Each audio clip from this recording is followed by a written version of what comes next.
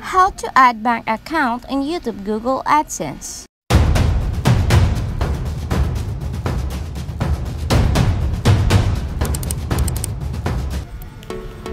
So first ay mag-login tayo sa ating Google AdSense account and pumunta tayo sa Payments Info.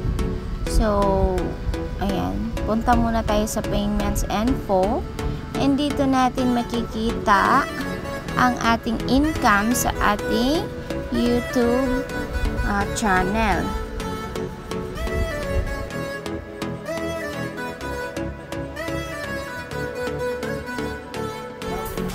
As you can see guys, pag pindot natin ng Payments Info, makikita natin ang Payment Account AdSense Philippines.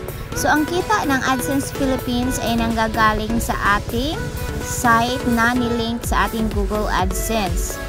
Tapos ang pangalawa naman ay YouTube Philippines. So sa YouTube Philippines ay yung kita natin mula sa ating YouTube channel.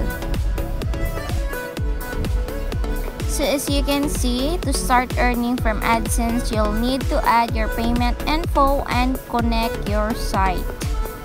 So it means na kailangan natin mag-add din ng site para mag-start earning tayo sa ating AdSense site.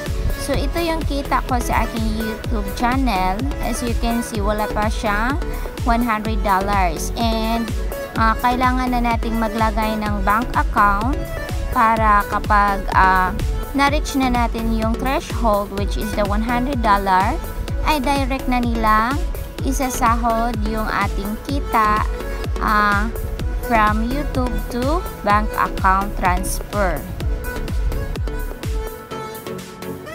So yung pinili ko guys ay add new wire transfer details kasi yung ilalagay ko ay ang aking Union Bank account.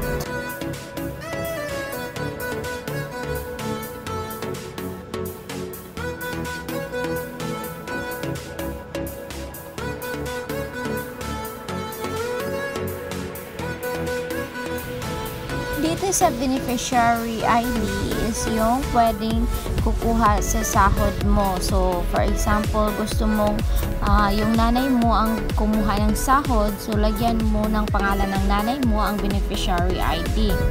So, name on the bank account is yung pangalan ng bank account, yung name mo. So, dyan mo ilalagay sa name on bank account. At ilalagay mo rin yung bank name. So, sa akin yung ginamit ko ay Union Bank.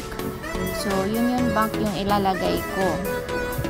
Sa Swift BIC naman guys, ay hanapin nyo yung Swift code ng bank account nyo. So, pwede nyo yung i-search sa Google kung ano yung Swift code ng bank account nyo.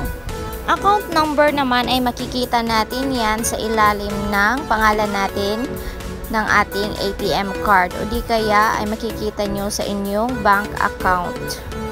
Pagkatapos ay i-save. Then makikita na natin guys na nakalink na ang ating bank account.